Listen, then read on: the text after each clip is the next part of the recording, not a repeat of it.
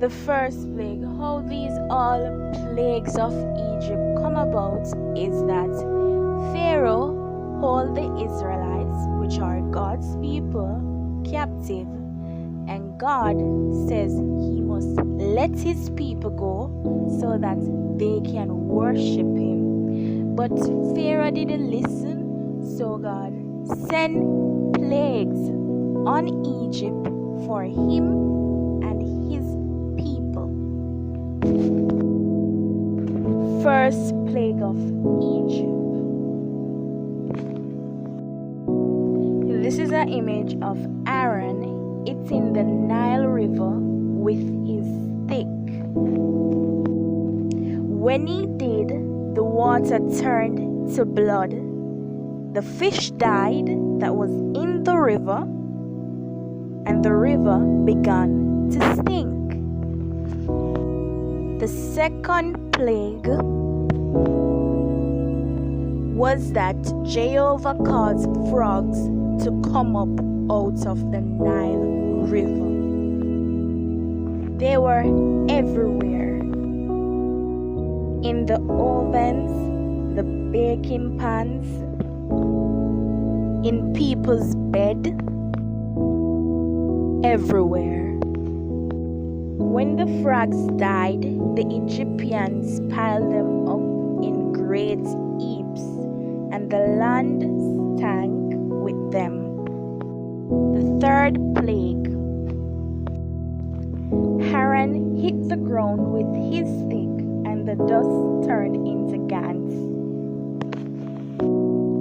These are small flying bugs that bite.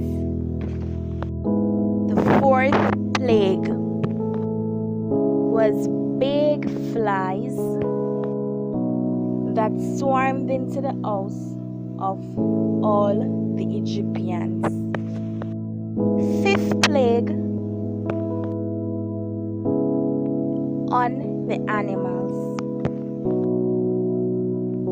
Many of the cattle and sheep and goats of the Egyptians died. Sixth plague. Moses and Aaron took some ashes and threw them into the air. They caused bad sores on the people and the animals. The seventh plague. Moses raised his hands towards the sky. Then God sent thunder and hail. It was the worst hailstorm that Egypt ever had. The eighth plague was large swarm of locusts. Never before that time or since have there been so many locusts. They ate everything that hail had not destroyed. The ninth plague was of darkness. 3 days thick darkness covered the land, but the Israelites had light where they were living. The 10th and last plague was that God told his people to sprinkle blood of a young goat or a young sheep on their doorsteps.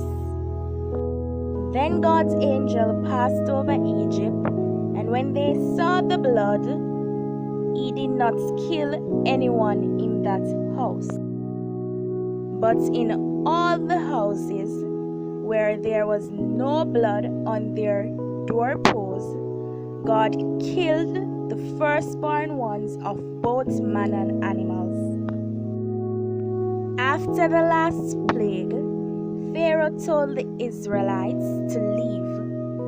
God's people, which is the Israelites, were all ready to go. And that very night, they started their march out of Egypt.